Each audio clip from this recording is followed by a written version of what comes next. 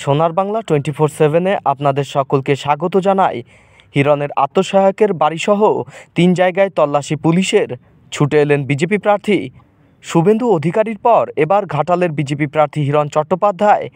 এবার হিরণের আত্মসহায়ক তমগ্নদের বাড়িসহ মোট 3টি জায়গায় হানা দিল পুলিশ। গতকাল গভীর রাতে 3 বিজেপি নেতার বাড়িতে তল্লাশি চালায় পুলিশ। কী কারণে ওই তল্লাশি তার উত্তর পুলিশ দিতে পারছে না বলেই দাবি হিরণের। আপনারা দেখতে পাচ্ছেন যে ঘাটাল থানার পুলিশ রাত 3টের সময় আমার সেক্রেটারি তমগ্ন দের বাড়িতে এসছে। এটা কোন পুলিশের গাড়ি দাঁড়িয়ে আছে।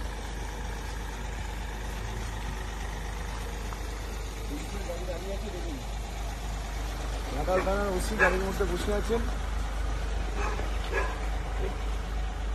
ঘাটাল থানার ওসি গাড়ির মধ্যে বসে আছেন। রাত 3টে থেকে চলছে। ওনারা নাকি এখানে পাকিস্তানের টেরোরিস্ট ধরতে এসছেন।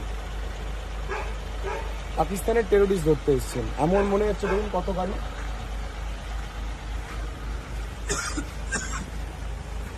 পুলিশের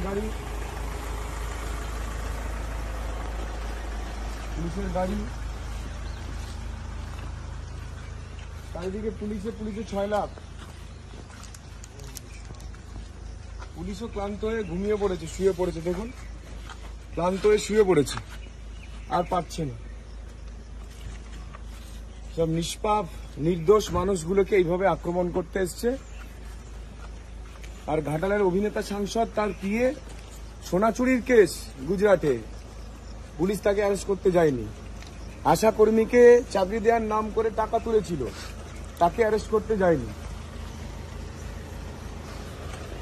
পুলিশ তাকে অ্যারেস্ট করতে যায়নি। পিয়ে রামপদ মান্না, সে 1,80,000 টাকা নিয়েছিল, সে টাকা গিয়ে ফেরত দিয়ে দিয়েছে। তার নামে এফআইআর পর্যন্ত নেয়নি পুলিশ। রামপদ মান্নার নামে পুলিশ এফআইআরও নেয়নি, কিন্তু পুলিশে 6 লাখ এখানে আমার সেক্রেটারিকে না কি জানি কি কেস সেটা এখনো বলছে না। আজকে আরে কি কেস সে তো বলুন। বলছে আপনাকে কেন বলবো, তার মা অসুস্থ, হার্টের পেশেন্ট, মা কান্নাকাটি করছে। মায়ের যদি কিছু হয়ে যায় পুলিশ দায়ী থাকবে তো? রাত 3টের সময় পুলিশ এসছে। দেখুন ওসি বসে আছে এখানে, পুলিশ চারিদিকে, পুলিশ গোটা পাড়ায় চারিদিকে পুলিশে 6 লাখ। কে না হিরণের সেক্রেটারি, এটা তার অপরাধ। কি তার অপরাধ? না হিরণের সেক্রেটারি।